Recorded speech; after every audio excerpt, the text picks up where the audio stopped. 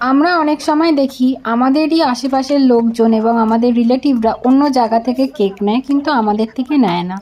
অনেকের ক্ষেত্রেই হয়, সেই ক্ষেত্রে কিন্তু জিনিসটা খুবই খারাপ দেখায়, সাপোর্ট করে না। বিজনেস মানে কি প্রত্যেক দিন তোমাদের কাজ করে যেতে হবে, এবং আমাদের মধ্যে প্রত্যেক দিন একটা ভয় কাজ করে যে পরের দিন কোনো অর্ডার থাকবে কি না। আমি এক এক দিন হয়তো 4-5টা কেক বানাই, কিন্তু এক এক দিন আবার কাজ করি না। এই ভেবে ভেবেই প্রত্যেক দিন যেদিন বেশি অর্ডার আসে এই ভেবেই কাজ করতে করতে সময় পেরিয়ে যায়। তো এরকমভাবেই তোমরা কিন্তু প্রত্যেক মাসে কাজ করো এবং দেখবে ভালোই কাজ হচ্ছে।